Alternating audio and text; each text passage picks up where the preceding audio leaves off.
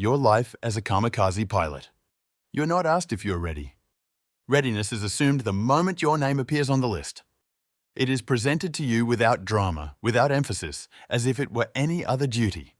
A piece of paper, a quiet room, an officer who does not look at you for long. The words are practiced. You recognize that immediately. This is not the first time they have been spoken. You're told this is an honor. The word arrives before you can decide what it means. You stand still because standing still has been taught as respect. Inside, something tightens. Not fear exactly, not yet. It feels more like compression, as if the space where alternatives might exist is being pressed flat. You are not told when you will fly. You are told that you will. Training continues as if nothing has changed. That is how the assignment embeds itself. It does not interrupt your routine. It replaces its ending. Everything you already do now points in only one direction, quietly, without resistance. You notice that conversations around you become careful, not silent, careful. People avoid certain pauses. Jokes stop arriving at their natural end. No one mentions the future beyond what is immediately useful. Tomorrow, the next drill, the next meal. Anything further is unnecessary. You are instructed to write letters, not because they will be read soon, but because writing completes the shape of what has been decided. You stare at the paper longer than expected. Words feel heavier when they are no longer part of a conversation. You write simply. You avoid saying too much. You avoid saying goodbye directly. You tell yourself this is discipline, not avoidance. You are praised for your calm. You do not correct them. At night, you lie awake listening to the buildings settle around you. The sound is familiar. You have slept here many times. But tonight, the familiarity feels thin, like something repeated too often without rest. You think briefly of resistance, not rebellion, just refusal. The thought does not grow. It has nowhere to go. Refusal requires a place to stand afterward. You cannot imagine one. You're not held by force. You are held by meaning. They speak to you of duty, of necessity, of inevitability. Words that remove weight from individual choice and place it onto something larger, something that cannot be argued with. You understand the function of these words. They are designed to make thinking unnecessary. You stop thinking about what will happen. You focus on what is required before that. Your uniform fits as it always has. Your hands move correctly. Your body responds to commands it knows well. Nothing about you resists. That is the most unsettling part. You realize, without panic, that the assignment didn't begin when your name was read. It began much earlier. It began the moment you were taught that obedience was survival. That survival was purpose. And that purpose did not require an ending you could return from. The days resume their shape as if nothing has been altered. That is how the assignment survives. It does not demand attention. It waits inside the routine and lets the routine do the work. You wake at the same hour. You wash your face in the same cold water. You line up with the others and listen to instructions that have been spoken so often they no longer belong to anyone. Your body remembers what to do before your mind arrives. Training continues. Takeoff procedures, approach angles, mechanical checks repeated until they feel like prayer. No one explains why repetition matters now more than before. Everyone understands. Precision replaces doubt. Muscle memory becomes a shelter from thought. You notice that language changes around you. Words like return and later disappear. They are not forbidden. They are simply unnecessary. Conversation tightens around the present moment, around tasks that can be completed. You learn to speak the same way. Sentences end early.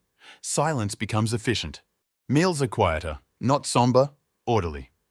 You eat because eating is scheduled. Hunger is not relevant. Taste barely registers. The body is being maintained, not indulged. You are shown your aircraft more often than before. It is described to you with care, its strengths, its reliability, its purpose. The explanations are calm, almost tender. You understand that the machine is meant to feel familiar. Familiar things are easier to trust. You touch the metal when no one is watching. It is cool, solid, unconcerned. You envy that. The instructors do not speak of fear. They speak of focus. They speak of clarity. They speak of a single task executed correctly. You begin to think of fear as inefficiency, something that disrupts alignment. You practice setting it aside the way you practice every other unnecessary motion. You write another letter, then another, each one shorter. Not because there is less to say, but because saying less feels safer. You stop addressing people directly. You write as if you are already absent, as if distance has already been achieved. You are told you are calm. You are told you are ready. Readiness becomes a performance you learn to maintain. You adjust your posture, you regulate your voice. You learn how long to hold someone's gaze before looking away. These are small things, but they are noticed. They are rewarded with nods, with approval that carries no warmth. You stop imagining the flight itself. Imagination invites sensation, and sensation invites hesitation. Instead, you imagine procedures, checklists, distances, numbers that move forward without asking what they mean. The routine narrows your world.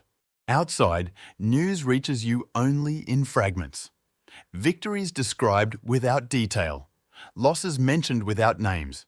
You understand that scale is the enemy of composure. So scale is removed. Everything is reduced to the size of the next instruction. At night, you dream of movement without destination.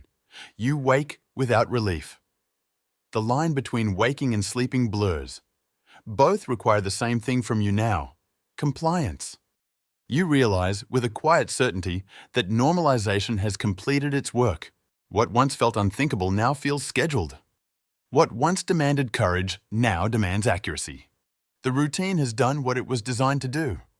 It has made the extraordinary feel procedural, and the irreversible feel like the next step in a sequence. You have already learned by heart. Isolation does not arrive suddenly. It accumulates. You begin to notice it in small adjustments. People no longer ask where you're going after training. They no longer speculate aloud. Conversations flatten around you, becoming careful in a way that feels rehearsed. You are still included, but only within boundaries that no one names. You are present, but already separated. You realize that your name is being used differently. It is spoken with a pause before it and silence after, as if the sound must be contained, as if saying it too freely might invite something unfinished to surface. You do not correct this. Correction would imply continuity. Your identity starts to narrow without resistance. You stop thinking of yourself in terms of history or future. Those concepts require extension. You are being reduced to a function that fits entirely within the present moment, a task with a defined direction. You are no longer asked what you think. You are told what is expected, and expectation replaces opinion. You accept this easily. Opinion has weight. Weight slows movement. When you look at others now, you notice the difference immediately. They still project forward. They still imagine outcomes, however modest. Their bodies carry tension differently, not compressed, but distributed. You recognize this not with envy, but with distance, as if observing something you once belonged to, but no longer understand. You sleep less, but not because you are afraid. Fear has become abstract. What keeps you awake is awareness, the sense that you are being observed even when alone, not by others, but by the role itself. You are careful with your thoughts now. You avoid questions that cannot be answered inside the structure you are in. You begin to think of yourself in third person. This surprises you at first. Then it feels appropriate. First person implies ownership. Ownership suggests claim. You no longer experience yourself as something that can be claimed. You are being used, and usage does not require intimacy. Your memories lose their edges. Childhood appears distant, indistinct. Faces blur, places flatten. Only procedures remain clear. Only movements practiced until they no longer require intention. You are praised again, this time for composure under pressure.